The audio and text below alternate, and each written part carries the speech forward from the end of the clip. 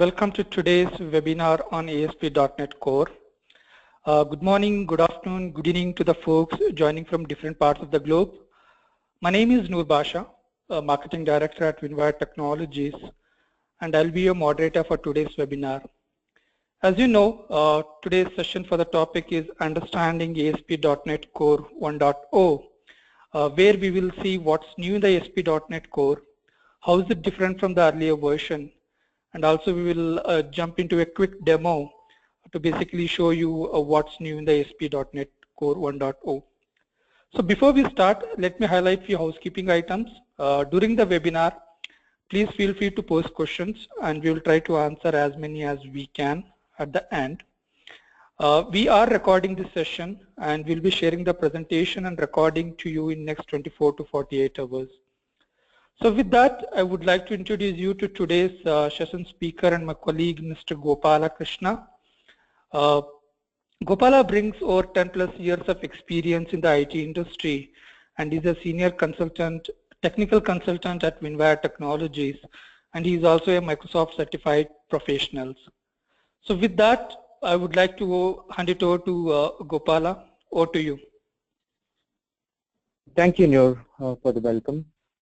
Hi everyone, welcome to the session, and this is Gopal from Winwire Technologies, and I'm the senior consultant working with Winwire from 8+ years.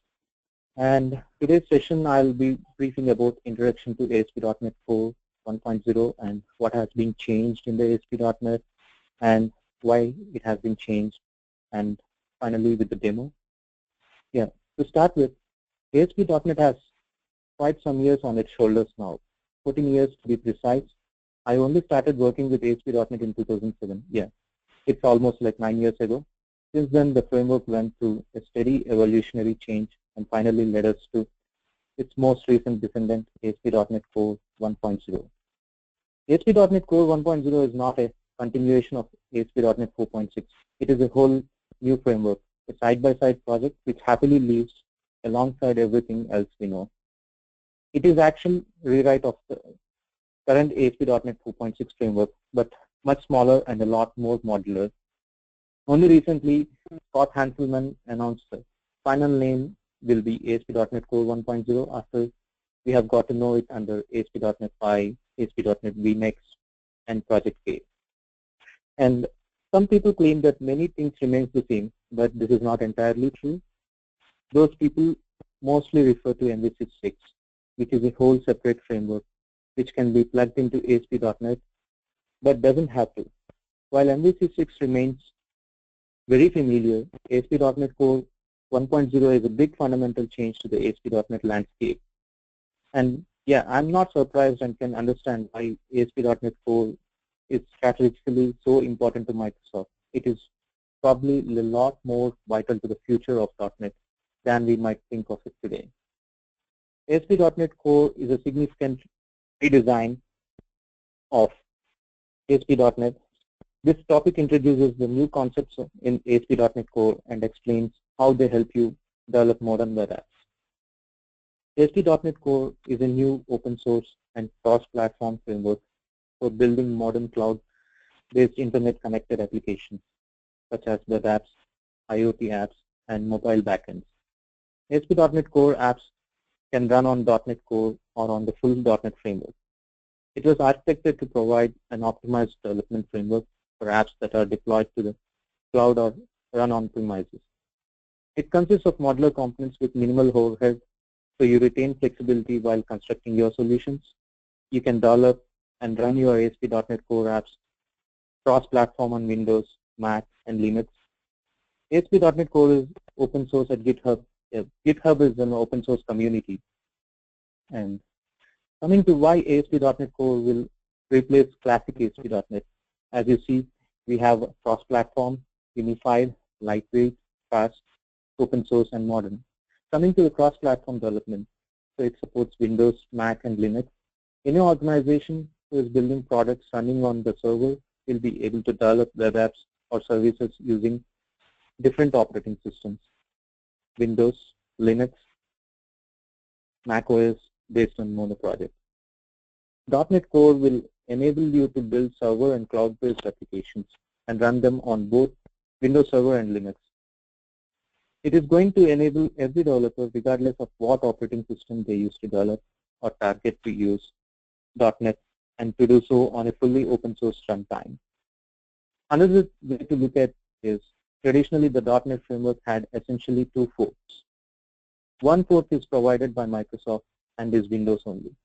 The other fork is Mono, and which can be used on Linux or Mac. With the .NET Core, we are able to develop an entire .NET stack as full open source project.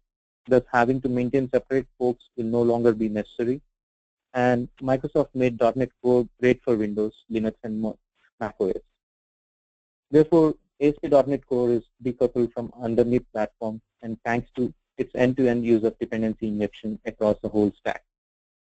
And next is open source. At the end of the day, you will be able to opt in or opt out of the cloud optimized framework for compatibility of the lights you want to use, or even the tools. ASP.NET Core is modular and all about choice. Your choice of operating system, your choice of framework, your choice of tools or editors. And Microsoft builds .NET Core CLR for Windows, Mac, and Linux. And it will be both open source and it will be supported by Microsoft.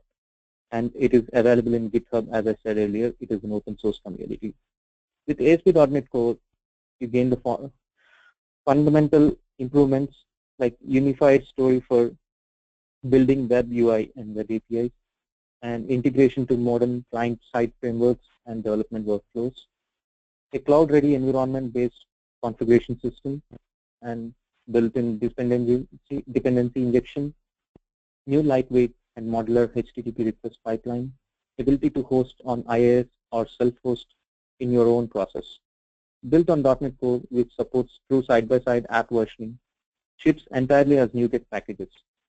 New tooling that simplifies modern web development, build and run cross-platform ASP.NET apps on Windows, Mac, and Linux. Open source and community focused. And what has changed? ASP.NET Core, the better question would be that what has not changed? ASP.NET Core is a complete rewrite. There is no system.web anymore, and everything which came with it. Microsoft invests a lot of money and effort into making it truly cross-platform portable. This means that there is a new core CLR, which is an alternative to Mono now. You can develop, build, and run an ASP.NET Core application either on Mono or on the core CLR on a Mac, Linux, or Windows machine. This also means that Windows technologies such as PowerShell are abundant from ASP.NET Core. Instead, Microsoft heavily integrates Node.js, which can be utilized to run pre- and post-build events with Grunt or Gull. It is also the reason why things like .cs proj file got replaced by the project.json file, and why all the new framework libraries ship as NuGet packages. This was the only way to make development on a Mac a first-class citizen, but Microsoft went even further. Part of a great development experience is the editor of choice. Visual Studio was privileged to Windows users only. With Visual Studio Code, Microsoft created a decent IDE for everyone now. Initially, it was a proprietary software, but quickly became open source as well. There are many more changes being made, but the common theme remains the same. Microsoft is dead serious about going open source and cross-platform. Personally, I think this is very great, and all of this is an amazing change and crucial to the long-term success of ASP.NET. And why did everything change? As you see, there could be like fear of falling behind the competition, lack of portability, and innovation. And one might wonder why this new direction towards the Mac and Linux community. Why does Microsoft invest so much money in attracting non-Windows developers? Visual Studio Code doesn't cost them anything. It is unlikely that they will use SQL Server in their projects, and there is a high chance that these applications will end up somewhere on a Linux box in Amazon Web Services or the Google Cloud Platform, as we all know. After all, these are the technologies which non-Windows users are more familiar with. My guess is that all of this doesn't matter for now. The truth is that an ASP.NET developer who cannot be monetized is still better than a non-ASP.NET developer. This is particularly very true if you are that the .NET community is shrinking relatively. This is just my own speculation, but I think Microsoft fears losing .NET developers, which means they are subsequently losing people who are more willing to pay for other Microsoft products such as SQL Server or Microsoft Azure. If you are a .NET developer, you might think this sounds to be crazy, but think of it in a different angle. Windows desktop applications development is slowly dying or almost nowhere. There is no denial to that, but left is that mobile market and the web. Windows phones and tablets are still a drop on a hot stone in comparison to the market shares of iOS and Android. This leaves the web as a last resort. Now the web is an interesting one. After Silverlight's death, ASP.NET is the only Microsoft product which competes with the other web technologies such as Node, Ruby, Python, Java, and more. This is a tough battle for ASP.NET because up until now, you had to be a Windows user to be able to develop Windows applications with ASP.NET. And coming to the lack of portability, in the last few years, this was the problem that has become more prominent with many new and putting ASP.NET into the shadows. The biggest problem is that the .NET framework and ASP.NET are not cross-platform compatible. As a web developer, you are writing applications which can be understood by any browser, any OS, and any device which is connected to the web. There are no limitations, but with ASP.NET, you can only develop from a Windows machine. That doesn't make much sense when you think about it. This limitation has an impact on the adoption of ASP.NET on several levels. Recruitment is a good example where you can take. There is a massive shortage of good software developers at the moment. Ask a HR how hard it is to recruit a new talent. Imagine how much harder it is if you limit your talent pool to Windows users only. Not only do you waste more time and resources on the recruitment process, but also you have to pay high salaries for the developers where the demand is higher than the supply. It can be difficult for companies which are heavily committed to the .NET stack to change directions now. Yeah, but the main thing what we can think of about is startups. Many of today's biggest internet businesses were born out of small startups. They use free open source technologies. And in the market, we have open source technologies available such as PHP, Ruby, Python, Java, or Node.js. This has a double negative effect for Microsoft. Not only did they lose the opportunity to sell ASP.NET, but they also send out the message that if you want to build a successful business, you pick an open stack over proprietary software. And ASP.NET is probably one of the feature-richest and fastest technologies you can find.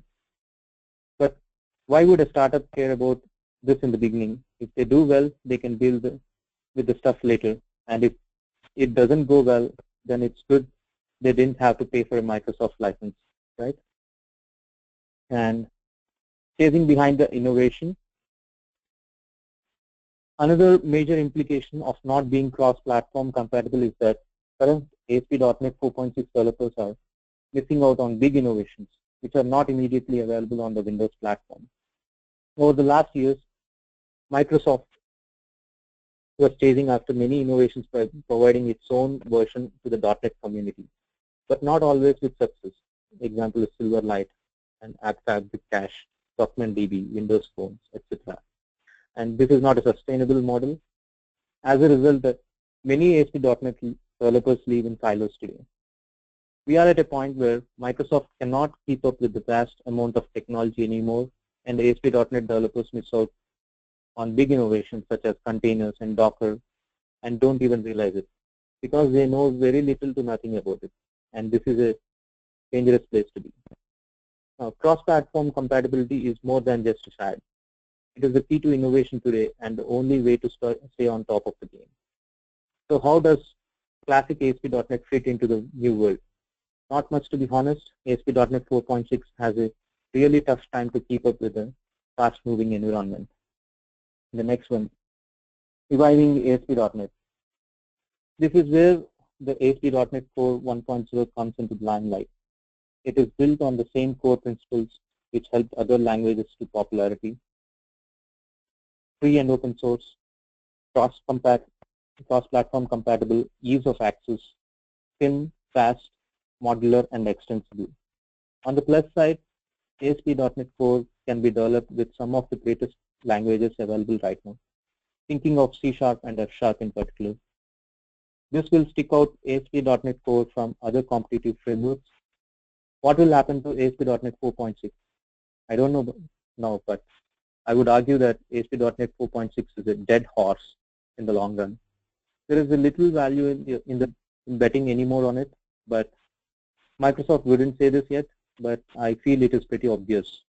ASP.NET Core 1.0 is a new successor and the only viable solution to address the aforementioned problems.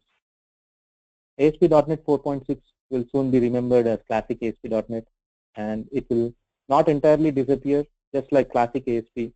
Even today, the classic ASP is still existing in some of the older companies, and it has never been fully disappeared. But new development will likely to happen in ASP.NET Core going forward, and I believe it. I find it extremely exciting, and the benefits of ASP.NET Core are too compelling and not to switch over as soon as possible. I believe Microsoft will do its best to keep up the .NET Core as the best product ever. And next is, I would like to brief on what I will be showing the demo.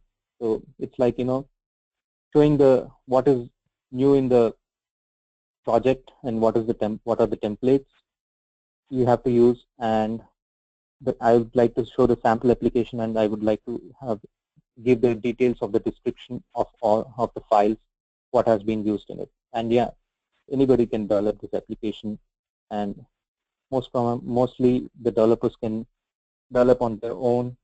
And let me start with the demo. So first and foremost, you have to install the ASP.NET 2005 Community Edition, and it is totally free. It can be downloaded from the ASP.NET Core website. And after that, you have to install the .NET Core and with the Visual Studio tooling. So after you have installed, you can click on New Project. And as you see, you have a ASP.NET Web Application, ASP.NET Core Web Application, and ASP.NET Core Web Application .NET Framework. So there are two differences. You can build it on .NET Framework, or you can build it on .NET Core. Now I select the .NET Core, and I'll say Core Demo, and I'll click on OK, and it will present you with the templates. You can create an empty project, you can create web API, you can create web application. Now with .NET Core, now the Microsoft is bundling it with web API and web application together. And when you select this web application, you have to choose the options, like you wanted to host it on the cloud, then select this checkbox and the drop-down app service.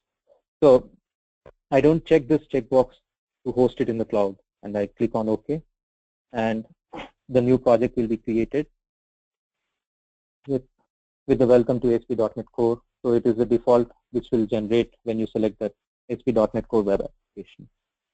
And after that, you have this global.json. This global.json, the solution is the content, such as which folders it includes and which SDK version the project will run. And now let me open the folder in File Explorer, and you might be wondering where the .cs proj is gone. Then now the .cs proj is gone, and it is replaced with .xproj, the project file. It is a new project file, takes over from the old .cs proj format. And let me close this. And coming to the properties, you have launch settings.json.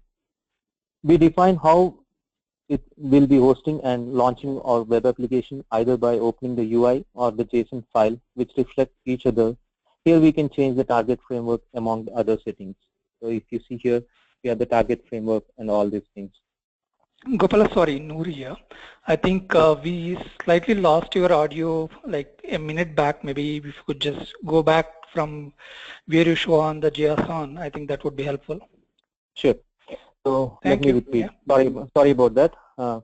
Global.json is the one. The solution is defined by the content, such as which folders it includes and which SDK version the project will run.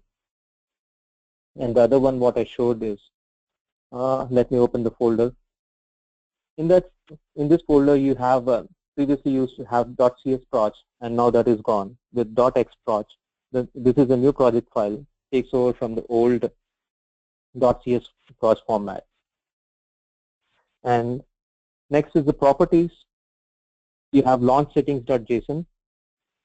This one, we define how it will be hosting and how launching our web application either by opening the UI or the JSON file, which reflects each other. Here we can change the target framework among the other settings. And next comes the references. Here, this is where all server-side packages and references for the project reside and are determined by the dependencies in the project.json file. And next comes is www root. If you see here the www root, this folder for browsable static files such as images, style sheets, and JavaScripts. Those files go to client. So you have CSS, images, JS, lib, all these things, which are served for the client. And next comes the dependencies. These dependencies is for the client-side dependency management references, tools such as Grunt, Gulp, and Bower. Those all goes here. And next comes is the project.json. This project.json is for managing project settings and NuGet packages dependencies. Simply add the reference to a package and save the file. Visual Studio will then automatically download the package and you are good to go. And next comes is startup.cs. This is the heart of this application, and this is the entry point into the application where the developer has complete control of the application configuration of the request pipeline and services. What is request pipeline? The request pipeline consists of a number of middleware which you might be familiar with from Open Web Interface for .NET. They either return a response directly with or without doing some logic, or they do something and send the request to the next middleware. There are many built-in middleware such as MVC, serving static files, identity, etc. But you can also add your own. And now I'll show you something like, you can debug it on IIS Express and Kestrel. So I'll start the debugging using IIS Express. And when you click on this IIS Express will instantiate and it will open the browser, and you'll see the sample application which we have chosen, the ASP.NET web application. So if you choose a blank application, you will not get this one. And here you can write your own application description on the about, and you can start with adding some pages and some content to it. And this is on IIS Express. And now what I would like to show is you can do a self-host on Kestrel. And during debugging, you choose this core demo and click on this. And now if you see the console is being opened, this console is nothing but the self-hosting begins. And using this console, the Kestrel will open this console app and it will self-host, and you don't see any IIS Express here now. It is completely driven by Kestrel, and it will behave the same way, similar way. So with this, what we have is like, we don't have to do the different coding for each different environment. So with minimal changes, you can host it on any of the like Mac, Linux, or Windows. So this is the entire structure what I would like to show on this. And this is the project structure, and it is very easy to start with. Yeah. Thank you for all this demo, and over to Noor for any questions. Yeah, thanks, Gopala. Thanks for the quick session and also the demo. I know, yes, like I have a few questions coming in from the audience. So the first and foremost is, can you define what exactly is Kestrel? Sure, it's a good question. Yeah, the Kestrel is a cross-platform web server based on Liboo. A cross-platform asynchronous I/O library. You can add support for Kestrel by including Microsoft.ASP.NET Server Kestrel in your project dependencies listed on project JSON file. And ASP.NET Core is completely decoupled from the web server environment that hosts the application. ASP.NET Core supports hosting in IIS and IIS Express and self-hosting scenarios using Kestrel and Web Listener HTTP server. We can create custom servers to host the ASP.NET Core apps. Since Kestrel is an open source, it makes an excellent starting point if you need to implement your own custom server. Kestrel currently supports a limited number of feature interfaces, but additional features will be added in the future. I hope this answers my question. Okay, thanks. So also, can you talk a little bit about the dependency injection and how is it designed for ASP.NET Core 1.0? Yeah, good question. Dependency injection in today's software terms is a software design pattern that implements inversion of control for resolving dependencies. And a dependency is an object that can be used. An injection is the passing of a dependency to a dependent object, a client that would use it.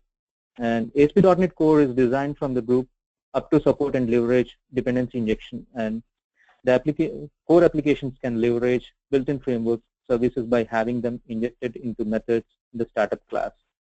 And application services can be configured for injection as well. The default services container provided by ASP.NET Core provides a minimal feature set and is not intended to replace other containers. Okay. And can you also elaborate a little bit on some of the new benefits that are available with ASP.NET Core? Yeah, since ASP.NET Core is very new, the benefits are mainly as I spoke about earlier. It is an open source and you can deploy it and you can host it on any of the environment like Mac, Linux, Mono, etc. And it is platform independent, built from scratch, and it has .NET execution environment, that is DNX. DNX is in this SDK and runtime environment that has everything we need to build and run across platform. ASP.NET Core application, it can run on Windows, Mac, and Linux. And the other one we have is DNV, .NET Dev Utility. It is a command line tool which is used for managing packages, such as it uses NuGet behind the scene, and compiling the application use different commands like DNU restore and DNU build. So it loads all the dependencies behind the scenes. And the next one, cross-platform editor, known as Visual Studio Code Editor. This can be installed in Windows, Mac, and Linux.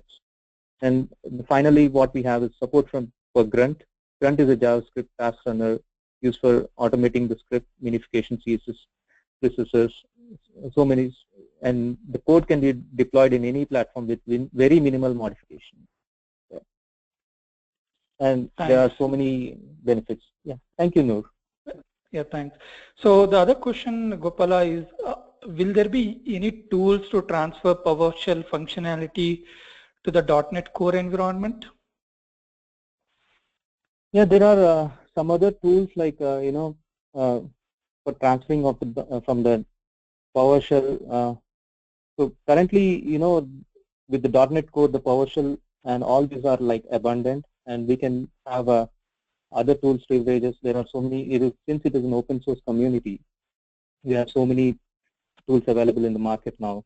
We can transfer the data. Okay, thanks. Thanks, Gopala. I know we are almost at the end of the session. So again, I would just like to reiterate, in case if you guys have any questions, please write it to us at marketing@winwire.com, and we will have our experts answer to them shortly. And as you can see on the screen, our next webinar is on SQL Server 2016 on August 25th at 9 AM Pacific time. Thanks everyone for taking time to join this webinar, and I hope you found it informative. We look forward to you joining to our next webinar. Thanks and have a good day. Thanks, Gopala, for the wonderful session. Thank you, everyone.